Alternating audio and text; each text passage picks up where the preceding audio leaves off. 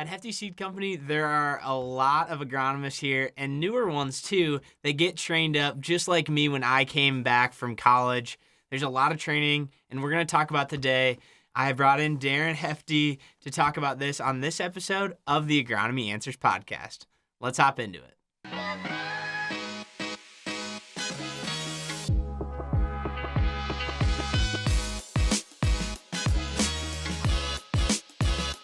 All right, Darren, thanks for joining me. Yeah. You know, when it goes into agronomist training, we do a lot of training, but just kind of starting out, what are your main goals for agronomists when they come to work here? Well, we want to empower everybody to be confident. We want to empower everybody to help farmers.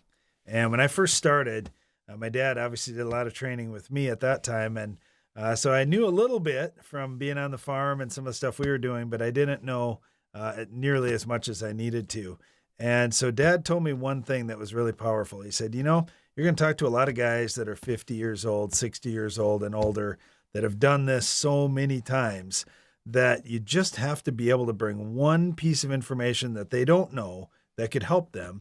And now you're a valuable asset. So you're not ever going to know all the things somebody else knows, but if you know one thing that could help them, that's important. So for us, we always gear our training around where do farmers need help?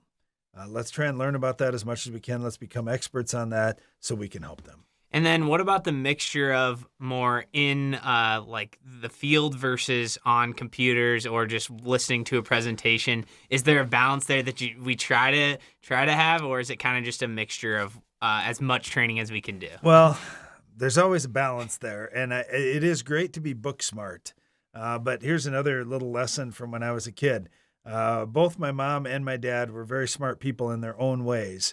My mom was very book smart. She was an English teacher. If I had to study for a test, I knew who I was going to because she would be like, okay, here's how you do this and this and this. My dad, very worldly smart, very smart with what's happening out in the field, a lot of common sense, those kinds of things. And so you do need the in the field training, the common sense, the putting two and two together to figure out what happened. But you also need the book smarts too of, hey, I got to know the labels on these products, what the rates are, when the best timing is to spray them, those kinds of things. So there's definitely a combination there of having a lot of book knowledge, but also having a lot of in-the-field knowledge too. Yeah, and as a younger agronomist, we do some extra training as well for younger agronomists just to help out and answer a bunch of different questions that we have too. I want to stop you there, Zach, because you keep focusing on, okay, as a younger agronomist, here's what we do. But as somebody that's been in this business for a long, long time, even the guys that have been around for a long time need a refresher every year because everything in agriculture happens once a year. Once a year we plant. Once a year we harvest. Once a year we're doing the, pre-emerge residual, the first pass post, the disease fighting. It's once a year. Well, how well do you remember everything from last year? You don't. I mean, you think you do, and you might remember a good share of it, but you really don't. So we need the reminder. And that's something I saw too when I was just getting started in this. And I would see agronomists that had done this for 20 years or 30 years or more, that they needed that reminder along the way too. That made me feel better that, okay, they don't just hear it once, remember it forever. There's very few things in life that are that way. So all these little details make a big difference. And then every year on the farm is so different. The weather's different. The timing of the hot spell or the cold spell or when the rains come, those kinds of things all varies. So we have to be able to adjust every single year. Yeah, and that was a quote I had talked about with a farmer at Commodity Classic. Instead of 40 years of experience, it was 1 year of experience 40 different times, and it just kind of just repetitively doing that. But there's new products and new things and new diseases that might come out where you heard about them last year, but maybe they haven't affected you yet. So there's just constant training that happens. And I mean, I just bring it up because I'm younger and getting into this too, which I really enjoy, like the learning. And obviously I don't know as much, but even for you guys, there's always constant new things that you guys are hearing about. There's always the anomaly. Like take 2024 and 2025. That's the worst southern rust I've ever seen in my whole career. And wow, I've been doing this for 30 years plus. And that's just crazy to me that I never saw it that bad. Well, it's always been around.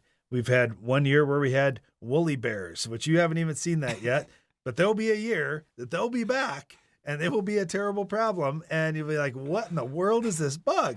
And I remember the first time thistle caterpillars were a problem in soybeans. And I remember talking to Brian and I said, hey, thistle caterpillars are getting to be a real big deal for some of the guys out here. We need to be on the lookout for that. And Brian said, we don't have any of that on our farm. And I said, when's the last time you were in one of our soybean fields? He goes, last week. I'm like, well, get out there today and take a look. And he did. He went right out to the field, right around our home farm. And he goes, I don't believe it. Where did these things come from? I said, that's what everybody's saying. And, just you have those crazy things that pop up. And how do you train for that? The past generations. So when I was growing up in school, we were trained on here's all the things you might need to know. And so had I heard about these insects?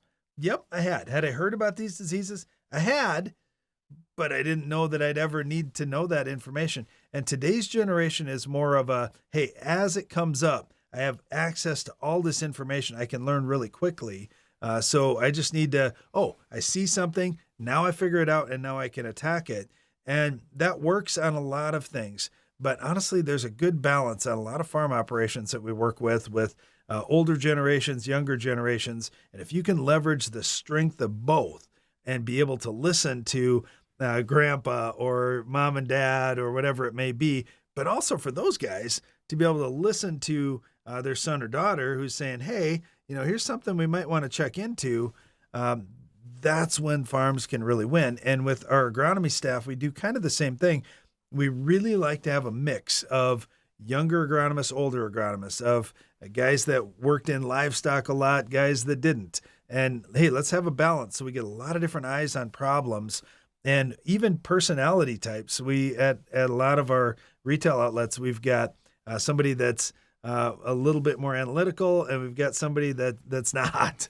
And that's good because some farmers, hey, I really lean on the information that he or she gives me, but I like working with this guy too. Perfect. So to go back, because I'm just curious about this, back when you guys were doing training years and years ago, before I was even born, honestly, how has that changed from then to now? Is it basically the similar principles of agronomy and talking about it, or have you changed how you go about with training and stuff? Well, we're always learning and adapting, and we're always making changes to, okay, how can we make it stick a little better? What kind of tools do we need to have in agronomist's hands? So when we first started off, a lot of stuff was on paper, and here it is. I need to have a reference book sitting on the shelf. Now we've got apps that we've developed, and it's pretty nice to just pull up an app, and here it is. Here's the picture. Here's what I need. It's all right in my hand as I'm out in the field. So those kind of tools are pretty nice. The principles of agronomy are very much the same. I mean, a soybean plant is still a soybean plant. We need to understand the growth and development stages and when to do different management practices to try to help it and try to get the maximum yield potential and profit that we can for the farmer. But, in terms of how we're doing that and whatnot, I mean, we're doing webinars now. That didn't exist back when I first started. Heck, it really didn't exist before COVID, where there was a lot of Teams or Zoom type meetings. Those are really handy to talk to a lot of people in a lot of different areas quickly. Yeah. And it's just kind of cool to hear like how it's kind of evolved, and it's just basically gotten a little bit quicker and faster with technology too. So when you're out in the fields, you can scout and be able to find answers a lot quicker and try to help more people faster, basically. Yeah, that's the big thing. And a lot of people think that sales is a dirty word, and it's really not. You're not selling something to someone that they don't need. I mean, every farmer is going to plant every acre, hopefully. They're going to treat for bugs, for diseases, for weed control, those things. What it really becomes as a sales agronomist is, hey, I know the farmer's going to protect his field, but I want him to do it the most cost-effective way. If there's a cheaper option that we can use, great. I want to talk to him about that so he knows about it. Or, hey, if we could just change the timing a little bit, not even spending any more money, we want the farmer to know about those things too. And so it's really just trying to help people. And, for each, 10 cents, 25 cents, dollar that a retailer makes, we're trying to put, bushels in the farmer's pocket. So it's a tremendous return on investment to have a good sales agronomist working with you. And so we just want to empower everybody that we work with training to become the best sales agronomist they can, not necessarily to sell a zillion dollars worth of stuff, but just to help more people.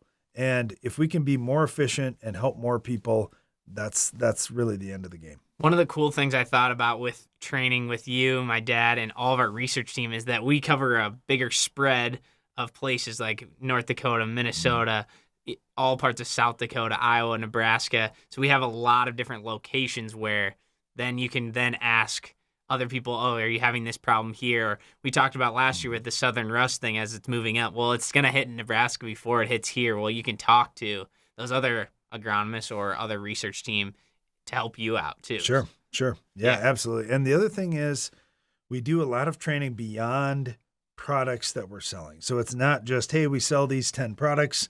Let's get really good at these 10 products that we want every farmer to use. No, we do a lot of our training now on fertility, and we aren't even a big fertilizer company. We don't do any custom application. It's just, hey, this is something that our customers need more advice on, need some more understanding on, and if we can deliver that, great. So we're doing a lot more with soil testing and fertility recs and just trying to help the farmer, because when you think about in all the inputs that the farmer's doing besides land price or cash rent, whatever, the biggest piece there is fertility. And if we can help a farmer put the right fertilizer in the right spot, now the seed is going to perform better. The weed control options are going to work better.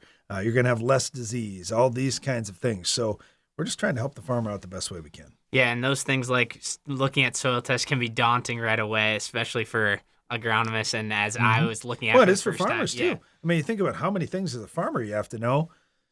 Man, there's only so much bandwidth that any human has got, that there's got to be a spot where, I'm not the greatest on that one. I'm going to find somebody else that can help me. And that's something that my dad learned from his dad and passed that on to us. And we're passing it on to the next generation too. You can only know so much. So when you've got an area that you're not the expert in, find the expert, pay the expert, and get them working with you so you can be great too.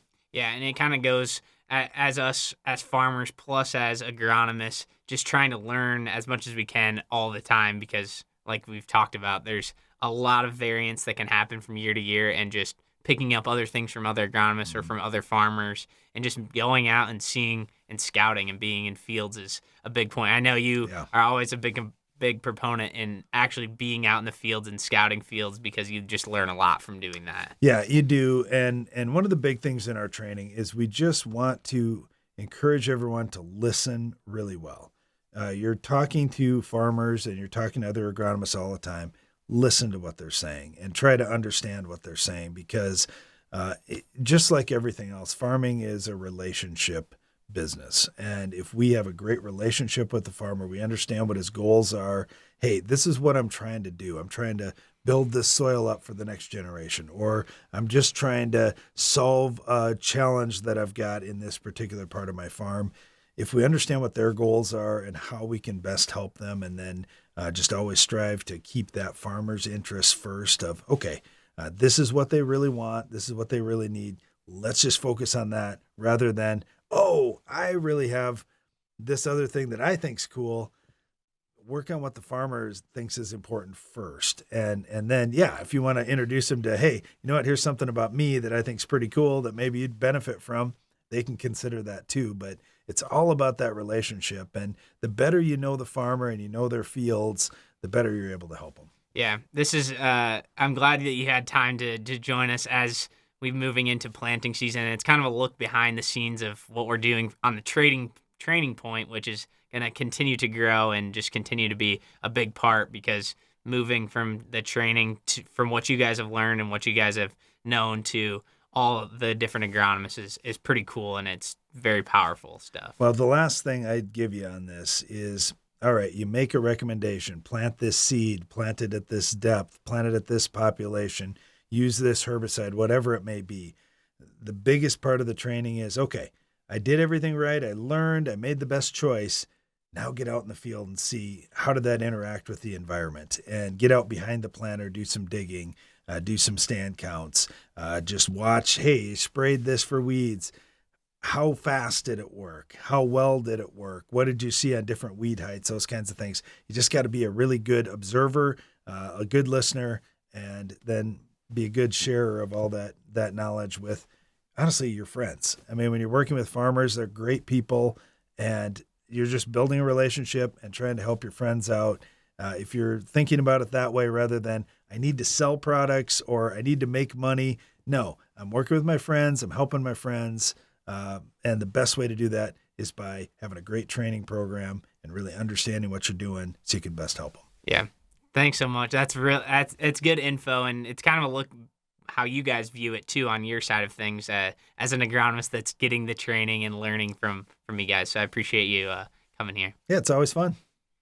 Thank you for watching or listening to this episode of the Agronomy Answers podcast. Make sure you leave a follow, comment, and subscribe, and we'll see you next week.